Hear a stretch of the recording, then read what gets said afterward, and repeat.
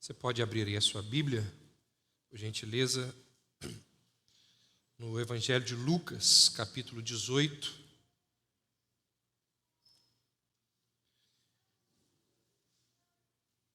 Lucas 18, nós vamos ler a partir do verso 18 até o verso de número 23. Nós temos alguns visitantes aqui em nossa igreja hoje, certamente convidados aí, os nossos irmãos que foram consagrados ao ministério diaconal. Sejam bem-vindos, bom tê-los aqui entre nós. E a nossa igreja, nós pregamos aqui de forma sequencial. E na sequência da exposição bíblica no Evangelho de Lucas, hoje nós chegamos a essa história que está narrada aí nesses versos que nós vamos ler. Lucas 18, do verso 18 até o verso 23. Diz assim a história: certo homem de posição perguntou-lhe: bom mestre, que farei para herdar a vida eterna? Respondeu-lhe Jesus: por que me chamas bom? Ninguém é bom senão um, que é Deus. Sabes os mandamentos: não adulterarás, não matarás, não furtarás, não dirás falso testemunho, honra teu pai e a tua mãe. Replicou ele: tudo isso tenho observado desde a minha juventude. Ouvindo-o, Jesus disse-lhe: uma coisa te falta. Vende tudo o que tens, dá aos pobres, e terás um tesouro nos céus. Depois, vem e segue-me. Mas ouvindo ele estas palavras, ficou muito triste, porque era riquíssimo. De todas as pessoas que se encontraram com Jesus, esse é o único homem que saiu pior do que chegou. Todas que se encontraram, o único que saiu pior do que chegou foi esse aqui. Como nós vamos ver hoje, nas próximas semanas, esse jovem desperdiçou a maior oportunidade da sua vida. A despeito de ter buscado a pessoa certa, ter abordado o tema certo, ter recebido a resposta certa, a despeito de tudo isso, ele tomou a decisão errada. Ele amou mais o dinheiro do que a Deus, trocou o céu pela terra, se dedicou muito mais aos prazeres transitórios desta vida do que a salvação da sua alma. Essa história ela é tão importante que os 3 evangelhos sinóticos, Mateus, Marcos e Lucas, mencionam a história. Aqui em Lucas, a história aparece num contexto que começa lá no capítulo 17, a partir do verso 20. Nós que temos acompanhado a série de exposições, sabemos que ao longo desses versos existe um tema central aqui, que é o reino de Deus. Lucas está tratando aqui de histórias, e nessas histórias está sendo ensinado quem pertence e quem não pertence ao reino de Deus. Quais são aquelas pessoas que estão habilitadas e aquelas que estão impedidas de entrar no reino de Deus. E se você olhar aí, a história anterior diz que Jesus acabara de dizer que aqueles que se fazem como crianças, dessas pessoas é o reino de Deus. Antes dessa história, Jesus tinha mencionado quem estava justificado e quem estava condenado. Jesus conta uma parábola onde ele diz que o publicano vai para casa justificado ao confessar a sua pecaminosidade, enquanto que o fariseu, hipócrita, vai para casa perdido porque ele não reconhece o seu pecado. Então, esse é o contexto no qual essa história aparece, onde Jesus está mostrando quem pertence e a quem não pertence o reino de Deus. E aqui nós vamos ver mais uma história que traz lições para nos mostrar quais são algumas dificuldades que as pessoas possuem para serem súditas do reino de Deus. E a história tem inúmeros detalhes que nos ajudam a compreender a mensagem principal. Vejamos algumas desses detalhes importantes que a história possui e que nos ajuda a compreender melhor. Primeiro, essa pessoa que vem até Jesus é um jovem. Quem nos oferece essa informação não é Lucas, é Mateus. Como disse a você, os 3 evangelhos descrevem a história. E quando nós olhamos lá essa história pelas lentes de Mateus, nós ficamos sabendo que esse homem aqui é jovem, alguém no alvorecer da vida, alguém que tem uma trajetória inteira pela frente, alguém que tem saúde, vigor, sonhos, cheio de oportunidades, de possibilidades de investir o seu futuro no reino de Deus. Jovem. Além disso, se você observou na leitura que fiz, a descrição de Lucas da história termina dizendo, não é que ele era rico, ele era riquíssimo. Mateus e Marcos também o descrevem como uma pessoa muito rica. Provavelmente ele herdou a sua riqueza da família. As posses, elas eram transmitidas através de heranças, através de gerações. Provavelmente terras, casas, campos, trabalhadores ali ao serviço dele. Então ele tinha tudo aquilo que o mundo da sua época podia lhe oferecer. Jovem, rico, proeminente.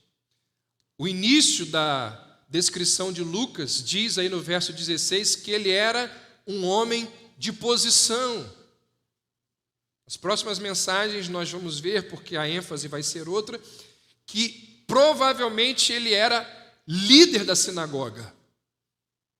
E líderes da sinagoga naquela época tinham ali uma posição altíssima, um status elevadíssimo na sociedade.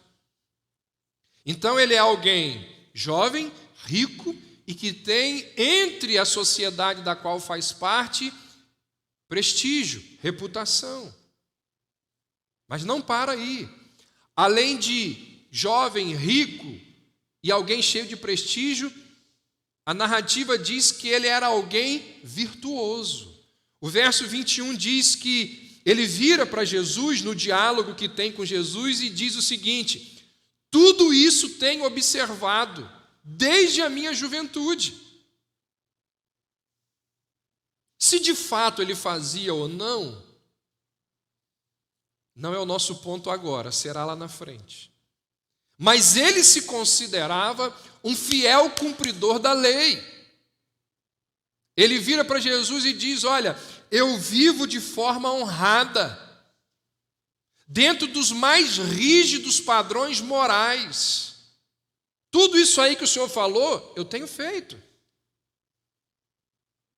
Jovem, rico, com prestígio, virtuoso. E ele tem um anseio, um desejo louvável. no seu coração. Ele vem até Jesus. A narrativa de Marcos vai dizer que ele vem correndo.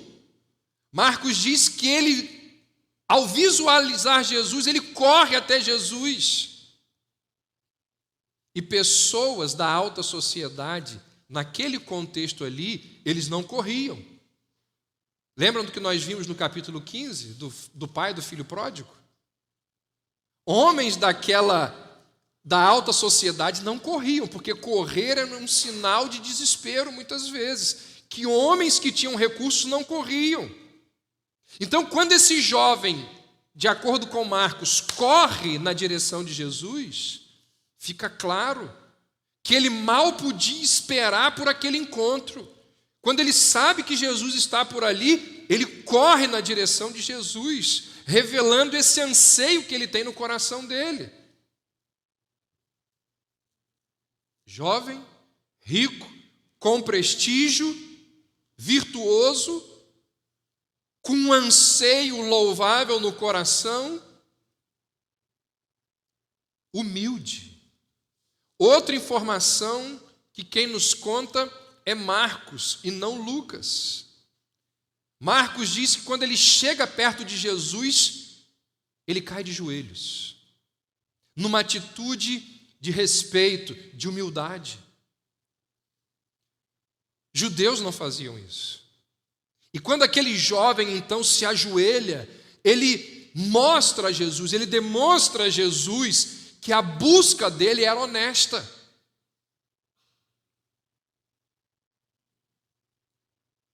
E não por acaso, o texto diz que, na verdade, Lucas não diz, né, mas Marcos vai dizer que Jesus, olhando para ele, o amou.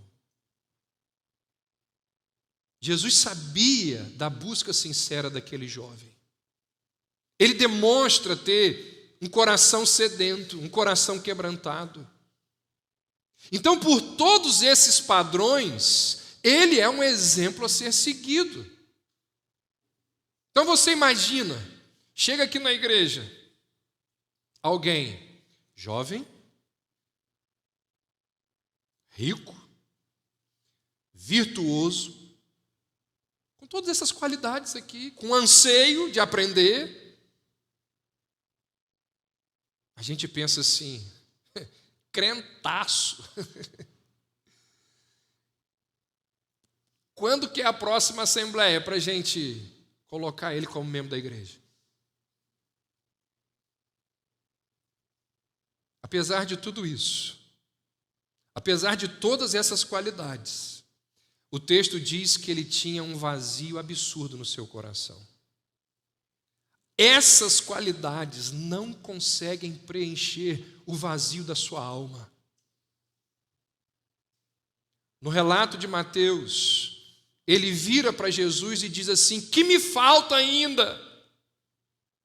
Ou seja, o que falta para eu ter a vida eterna? Ele tinha tudo para ser feliz, mas a náusea da sua alma era enorme. O seu dinheiro, a sua reputação, a sua liderança não conseguem preencher o buraco da sua existência.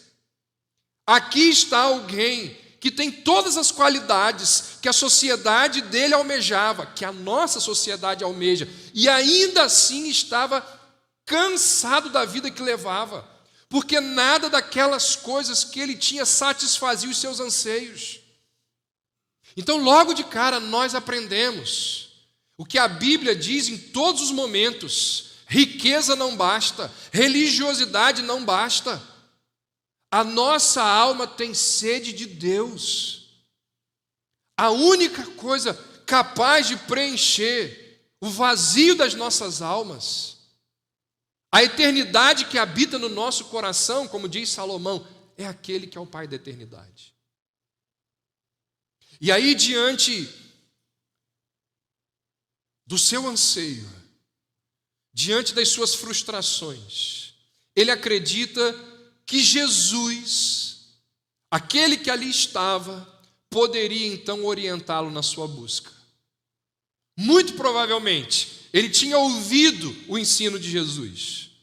Pode ser, a gente não sabe, mas pode ser que ele tenha presenciado alguns dos milagres de Jesus. Sabemos que ele acreditava em Deus, acreditava nas Escrituras, acreditava no céu, acreditava na vida eterna, desejava possuí-la. Está aqui fazendo a pergunta certa, sobre o assunto certo, para a pessoa certa. Aliás, esse é um ponto importante. Porque existem pessoas que buscam a vida eterna diligentemente, mas acabam buscando a vida eterna no lugar errado. Vão à igreja errada, acabam na religião errada, leem livros errados, ouvem pregadores errados e se dão mal. Mas não é o caso desse jovem, porque ele se encontrou com a pessoa certa. Ele foi até aquele que é a própria vida eterna. Falando de Jesus, João vai dizer: este é o verdadeiro Deus e a vida eterna. Então, quem lê a história pela primeira vez, que não é o nosso caso, acho que não é o caso de ninguém aqui, você já deve ter ouvido essa história em algum momento, mas quem se depara com essa história pela primeira vez, à medida que vai lendo, pode ir pensando consigo mesmo: tem tudo para dar certo. Tem tudo para dar certo. Aqui está a ilustração perfeita de como uma pessoa é redimida por Deus.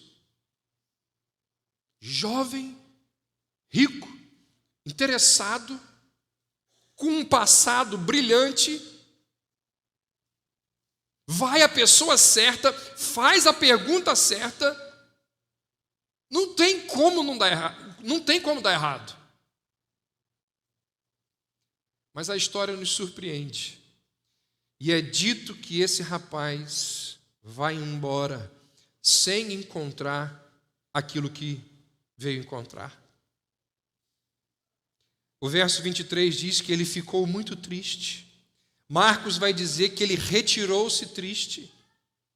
Apesar de todo esse cenário que sugere um final feliz, o fim é melancólico.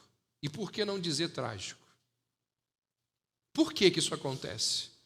Alguém que está ansioso diante de Jesus, fazendo a pergunta certa, tendo um passado religioso impressionante, ainda assim ele vai embora triste. Por que isso acontece? Como isso é possível? O texto diz. Primeiro, ele é teologicamente deficiente.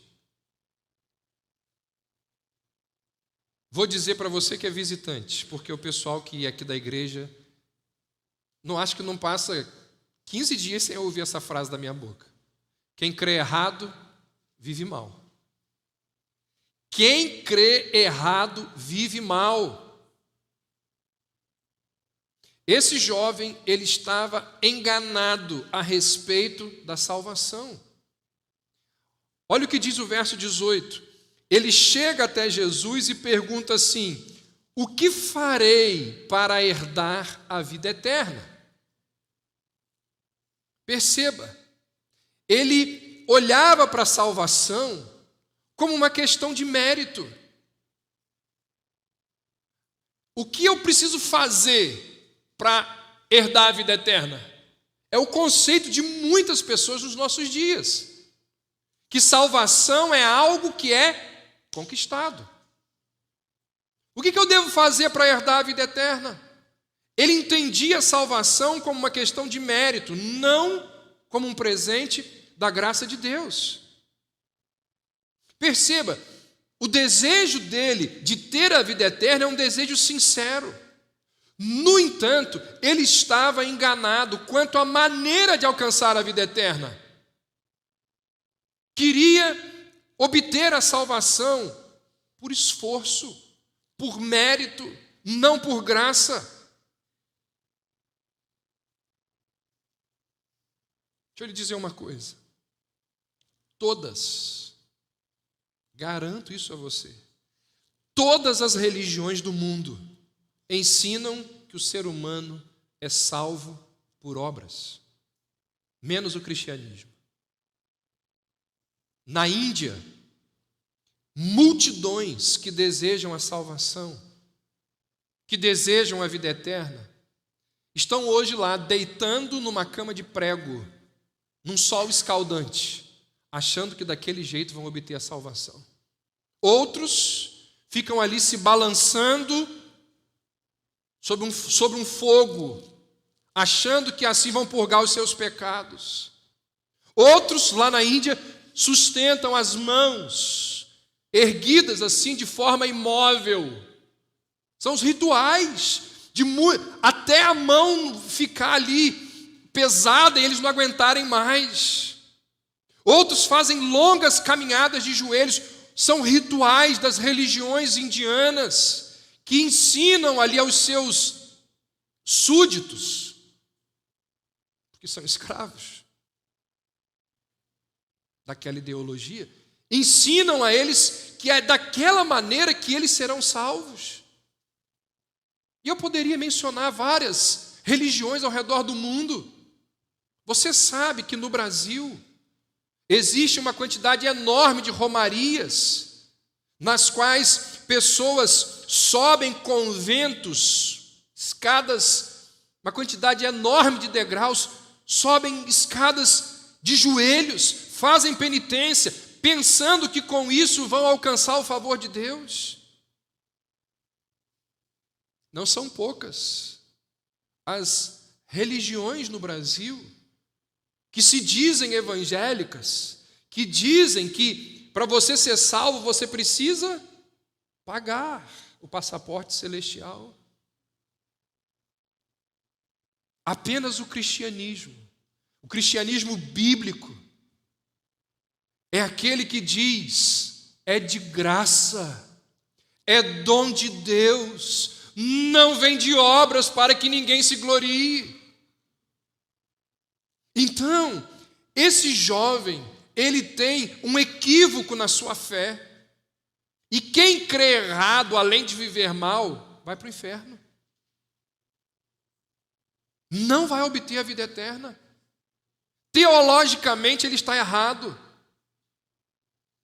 E o equívoco dele, o equívoco teológico dele, não é apenas a respeito de si mesmo, em pensar, em crer que pode fazer alguma coisa para herdar a vida eterna, mas ele estava errado e equivocado, inclusive, sobre a lei de Deus. Porque ele vira para Jesus e diz assim: todas essas coisas eu tenho observado desde a minha mocidade. Olha a ignorância desse jovem. Ele não sabe o que o Antigo Testamento em muitos momentos diz, que Deus ama a verdade no íntimo. E no íntimo, todos nós transgredimos os mandamentos divinos em pensamentos, no próprio coração. Qualquer pessoa que tenha o menor conhecimento das Escrituras sabe do ensino de Jesus no Sermão do Monte, que intenção equivale ao ato. Jesus diz assim: vocês acham que adultério é só quando tem o flagrante? É só você olhar, filho, com a intenção impura. No coração você já adulterou. Você acha que assassinato é só quando alguém vai lá e atira no outro? Se você disser raca, ódio no coração pelo outro, você já assassinou. Esse jovem aqui, ele é alguém muito parecido com um outro personagem das Escrituras chamado Saulo de Tarso. Saulo, que ao se converter, virou o apóstolo Paulo. E quando Paulo escreve uma das suas cartas à igreja de Filipos, Paulo vai dizer para aquela igreja: olha, eu fui alguém que corri atrás da salvação. Durante muito tempo na minha vida eu achei que, através dos meus esforços, eu conseguiria conquistar a salvação. E Paulo foi ali empilhando as suas conquistas. E no meio daquelas conquistas que ele vai empilhando, tem uma hora que ele diz assim: se alguém tem condições de confiar na carne, essa pessoa sou eu. Essa pessoa sou eu.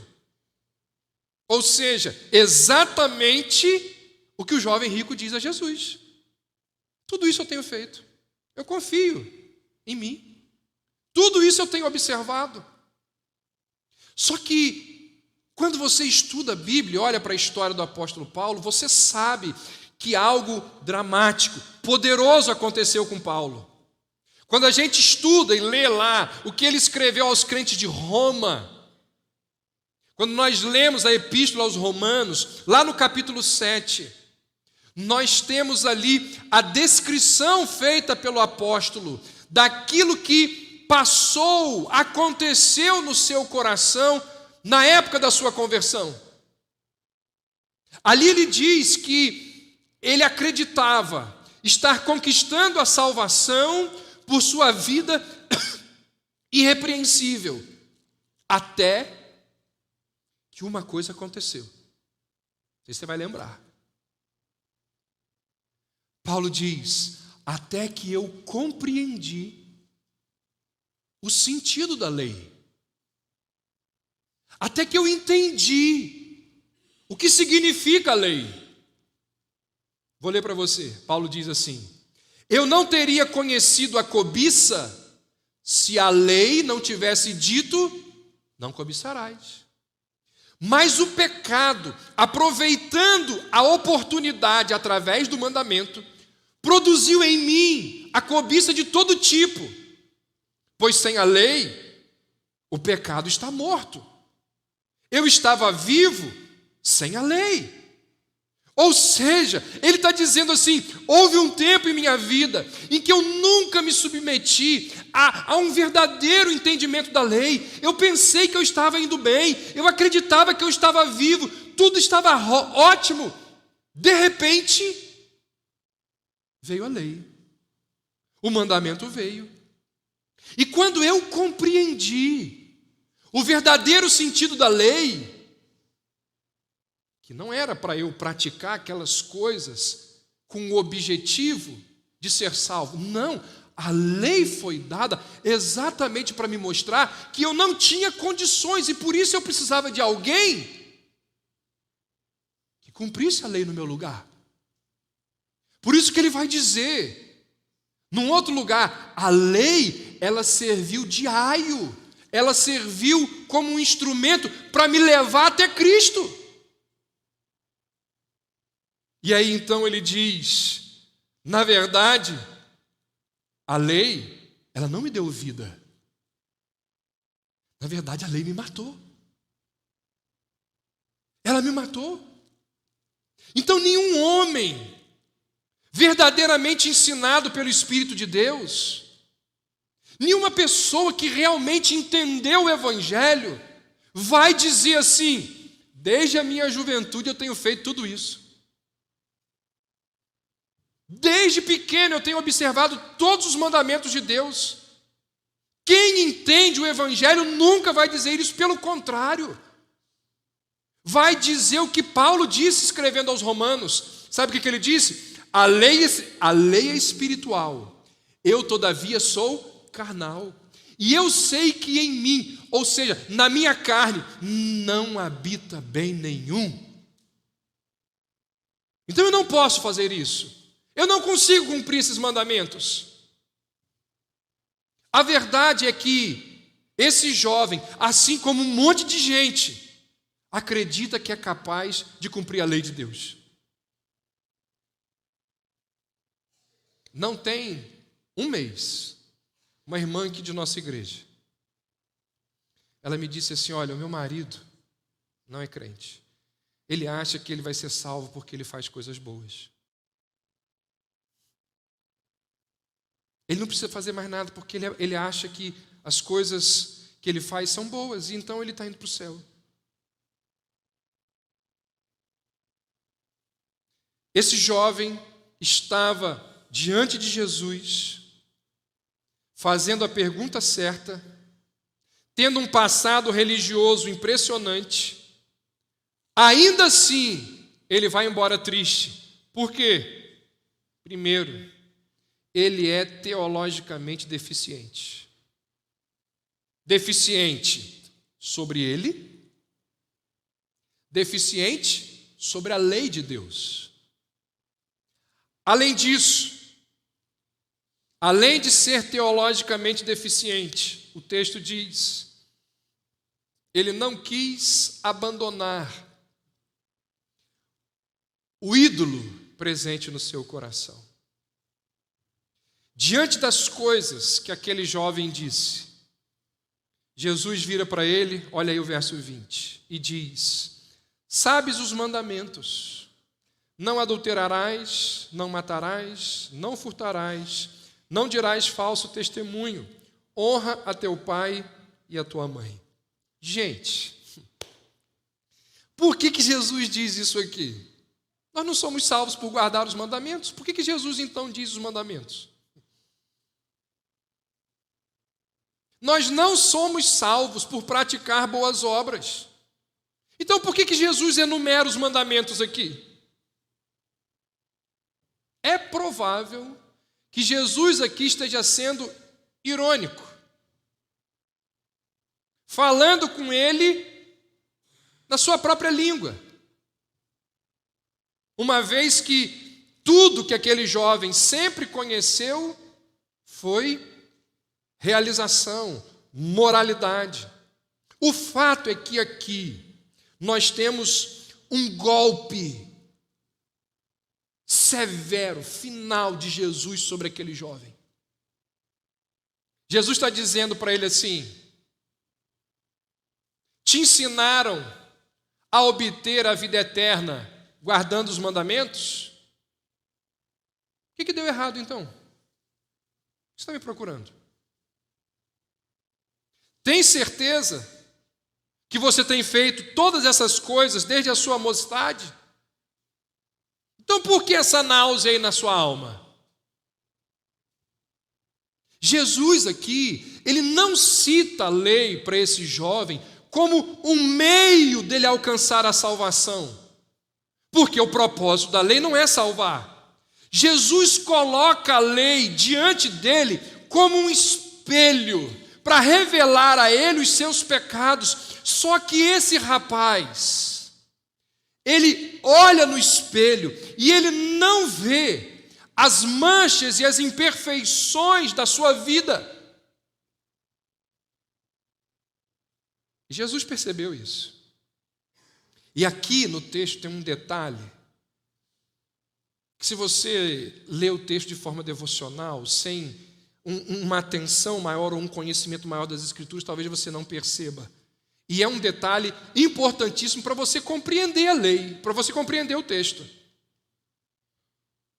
A lei, não sei se você sabe disso, a lei foi entregue a Moisés em 2 tábuas. Lembra disso? Na primeira tábua estão os 4 primeiros mandamentos. E esses 4 primeiros mandamentos da primeira tábua, eles dizem respeito à relação do homem com Deus. Não terás outros deuses diante de mim, não farás para ti imagem de escultura, não tomarás o nome do Senhor teu Deus em vão, lembra-te do dia de sábado para o santificar.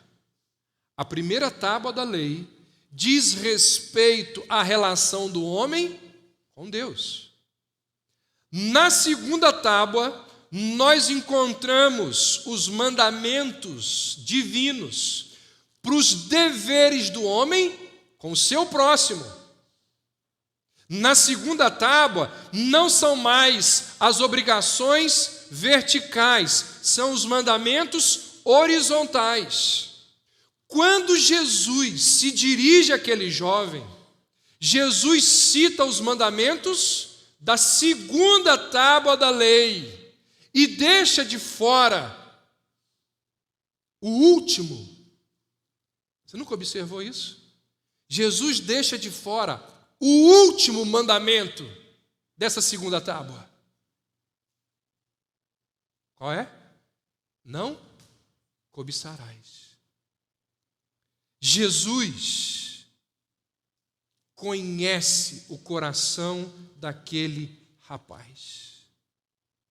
E ao invés de lhe dar um sermão sobre a cobiça, Jesus pede a ele que faça exatamente aquilo que uma pessoa cheia de cobiça jamais faria. Sabes os mandamentos: não adulterarás, não matarás, não furtarás, não dirás falso testemunho, honra teu pai e tua mãe. Está faltando um. Mas Jesus não cita. Por quê? Jesus sabe qual é o ídolo do coração daquele jovem. Jesus sabe que ele não fazia nada daquilo ali, mas Jesus não vai dialogar com ele. Jesus sabe. Jesus diz assim: quer saber? Eu vou direto no ídolo do seu coração. Verso 22. Vende tudo que tens, dá aos pobres, e terás um tesouro nos céus. Depois vem e segue-me. Será que, com essa resposta, Jesus está ensinando salvação pelas obras? Será? Será que Jesus não deveria aqui dizer assim: confia em mim? Seria isso que Jesus, não deveria ser isso que Jesus deveria dizer? Mas a verdade é que Jesus está dizendo exatamente isso. Por quê? Porque sem uma entrega total, sem uma confiança plena, aquele que estava dando aquela ordem, não se poderia esperar que o jovem rico vendesse tudo que tinha e desse aos pobres. Essa era a prova. Quero ver se você realmente confia em mim, de todo o seu coração. Vai, vende tudo que tens e dá aos pobres. 4 imperativos e uma única ordem que exigem uma só reação. O jovem deveria renunciar àquilo que se constituía no maior objeto da sua afeição, antes de poder viver debaixo do senhorio de Cristo.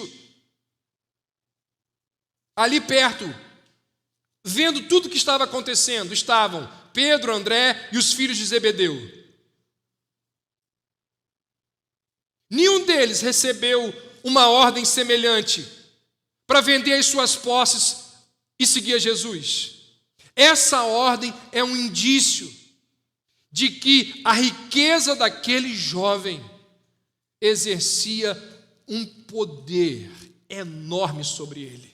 Algo que os barcos e as redes não exerciam sobre Pedro, André e os filhos de Zebedeu. Jesus não vira para eles e diz assim: vai, vende os barcos, as redes, dê o dinheiro aos pobres. Não. Ele diz isso a esse jovem porque ele sabia qual era o ídolo. Jesus sabia qual era o ídolo que estava no coração dele. Fica claro que Lucas aqui vê uma relação direta entre a quantidade de posses da pessoa e a dificuldade de seguir a Jesus, que é o que Jesus vai falar na sequência, e nós vamos ver lá na frente. Porque se você olha aí o verso 24. Jesus, vendo-o assim triste, disse: quão dificilmente entrarão no reino de Deus os que têm riquezas. Irmãos, ninguém é salvo por distribuir todas as suas riquezas entre os pobres. Francisco de Assis estava equivocado. Não é esse o ensinamento bíblico. Ninguém é salvo por distribuir todas as suas riquezas entre os pobres. No entanto, Ninguém pode ser salvo a menos que se arrependa dos seus pecados, abandone os seus ídolos e entregue o seu coração a Jesus. Esse jovem, ele era escravo do seu dinheiro e ele se recusou a desapegar-se dos seus bens. E aqui nós vemos que faltava a ele conversão. Faltava a ele buscar a Deus em primeiro lugar. Ele queria a vida eterna, mas ele não renunciou aos seus ídolos. E aqui um detalhe.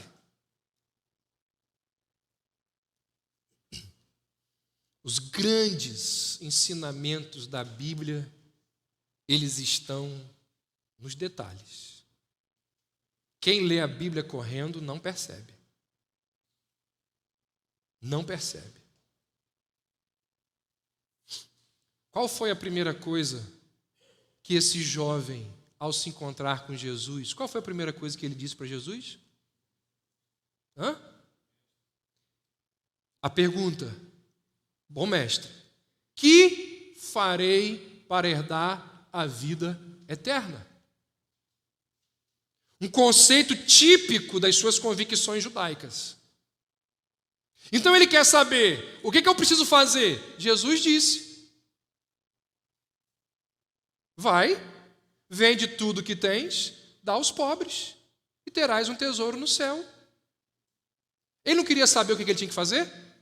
Jesus disse para ele. Ele chega perguntando, o que eu preciso fazer? Depois de um diálogo ali, Jesus diz, vai, vende tudo que tens, é isso que você tem que fazer. Vende tudo que tem e dá aos pobres. Ué, ele não queria saber o que era preciso fazer? Jesus disse. Mas ele se recusou a obedecer.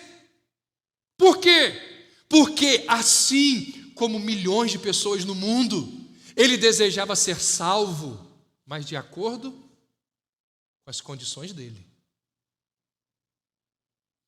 Ele queria salvação, mas a salvação que ele queria não era nos termos de Cristo. Como milhões de pessoas ao redor do mundo, como milhões de pessoas dentro das igrejas, querem a Deus, a busca dele é genuína, é sincera, ele cai de joelhos, ele corre. No entanto, essa sinceridade não é seguida de obediência, não é seguida de abrir mão, não é seguida de se dobrar a um Deus soberano que faz exigências. As pessoas querem salvação, mas não querem um Deus soberano que impõe suas exigências sobre elas. As pessoas querem a igreja, mas não querem que a igreja interfira nas suas vidas. Por isso que elas procuram igrejas gigantes. Vou para uma igreja que tenha 1000 membros, que aí eu faço o que eu quiser, ninguém sabe de nada. Ninguém vai interferir se eu adulterar, ninguém vai interferir se eu fizer isso, aquilo, outro, ninguém sabe de nada. Agora, igreja ali, que pratica disciplina bíblica, não quero não.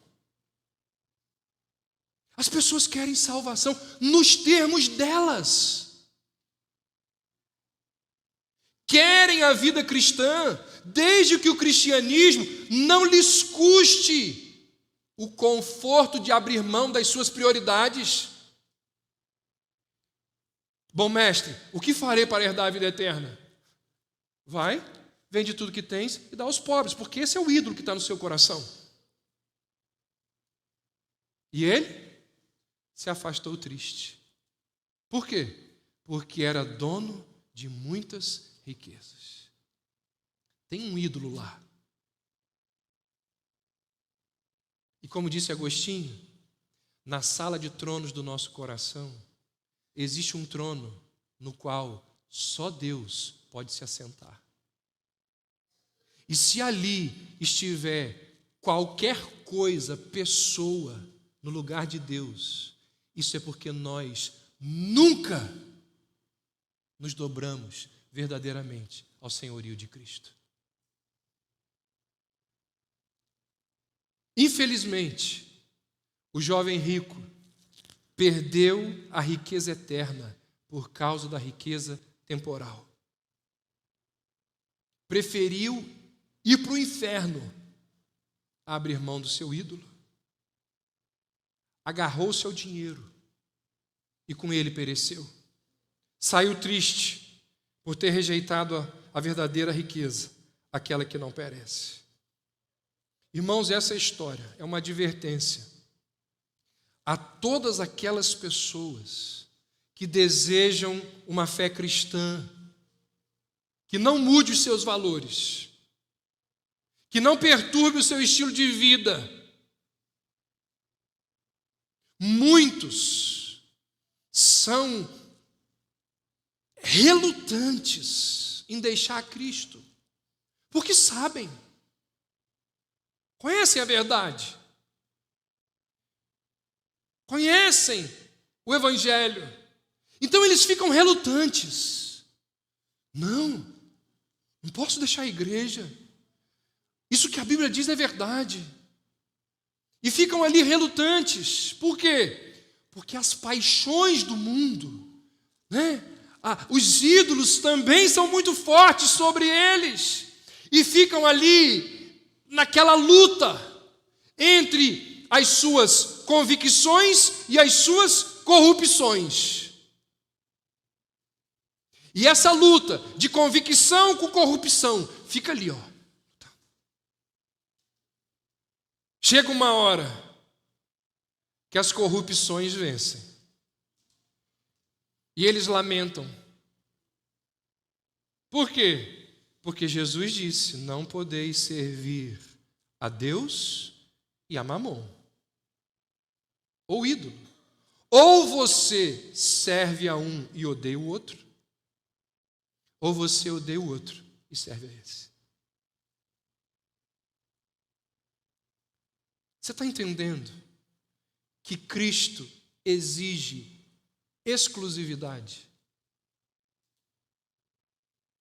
Exclusividade. Não tem como Jesus e Mamon, Jesus e Maria, Jesus e... não tem. Qual foi um dos lemas da Reforma Protestante? Solus Christus. Somente Cristo.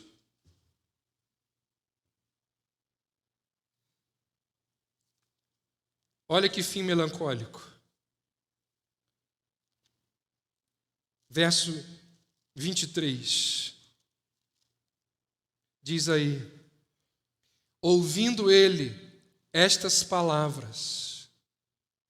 Aqui diz que ele ficou muito triste. O relato de Marcos diz que ele retirou-se triste. Ouvindo ele estas palavras, ficou muito triste, porque era riquíssimo. Lucas omite o afastou-se. Lucas inclui apenas a sua tristeza.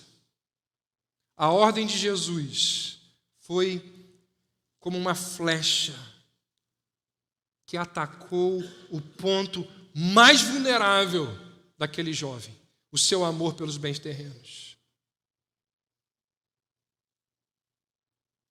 E aí então Jesus diz no verso 24, a narrativa aí de Lucas: quão dificilmente entrarão no reino de Deus os que têm riquezas.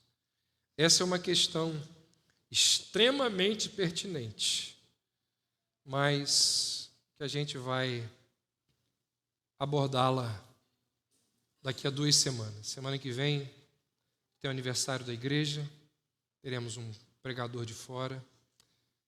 Então, daqui a 2 semanas nós voltaremos a esse ponto onde Jesus termina. Eu quero encerrar levando você a pensar o seguinte: é possível alguém se encontrar com Cristo e sair desse encontro pior do que chegou. Está aqui. Seria esse o seu caso? Você que é visitante, veio aqui prestigiar os nossos irmãos. Sabe o que está acontecendo nesse momento aqui? Você está se encontrando com a palavra de Deus, mais uma vez. Você vai embora, daqui a pouco a gente vai cantar, as luzes vão apagar e você vai embora. Mais uma vez, você está se encontrando com as Escrituras. Tenho certeza que não é a primeira vez que você se encontra com as Escrituras. E aí?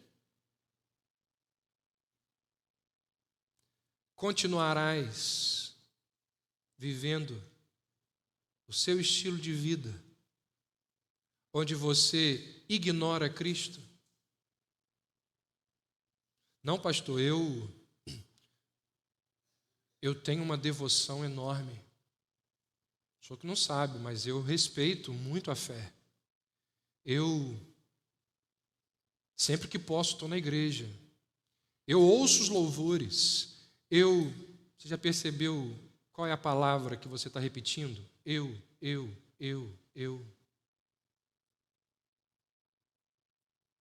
Pode ser que você esteja na mesma filosofia de vida desse jovem, achando que é através dos seus esforços, da sua capacidade, que você chegará ao céu.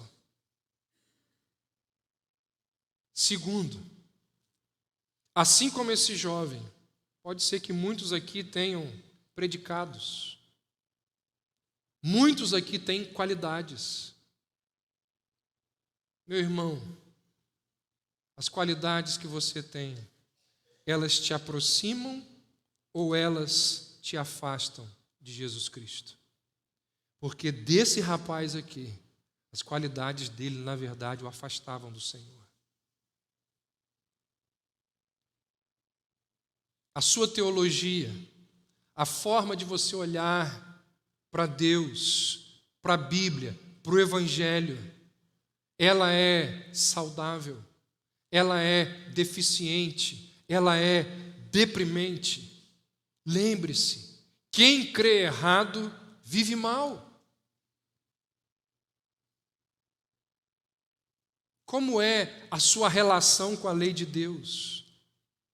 Talvez você ainda não tenha percebido isso, mas muitas coisas importantes na sua vida dependem da maneira com a qual você se relaciona com a lei de Deus,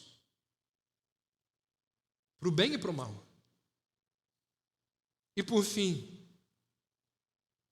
existem ídolos no seu coração que você não está disposto a abandonar por causa de Cristo? Muito cuidado, porque esses ídolos podem conduzir a sua alma para o inferno. Não abrir mão de ídolos é algo gravíssimo. Se você acha que isso não é grave, leia o Antigo Testamento e você vai ver como que Deus castigou o seu povo. Por causa de quê? Idolatria. Como que Deus enviou povos estrangeiros, nações, para destruir uma parte do povo, o reino do norte inteiro, por causa de idolatria. Saiba disso. Deus não abre mão de exclusividade. Deus não divide a glória dele com ninguém. E aqueles que, assim como esse jovem, não estão dispostos a abrir mão dos ídolos do seu coração, eles vão se retirar tristes. E vão permanecer tristes para o resto de suas vidas, por toda a eternidade, por não terem aberto mão daquilo que estava entre eles e Deus. Vamos orar.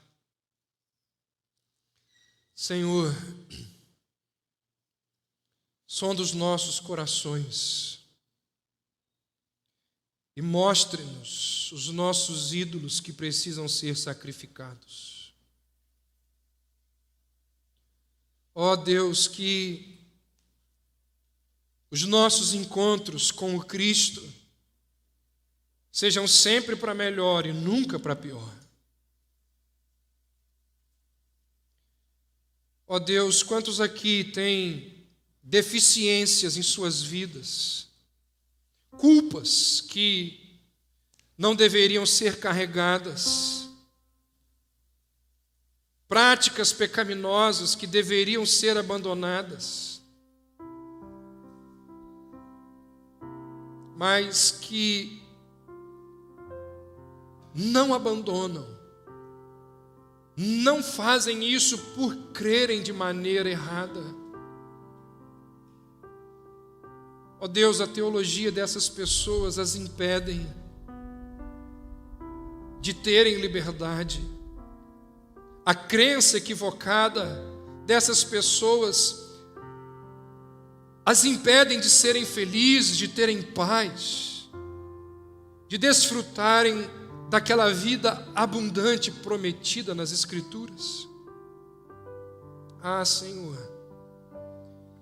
que essas verdades anunciadas, expostas nessa noite, tragam salvação, edificação aos nossos corações, tragam honra ao nome de Jesus Cristo.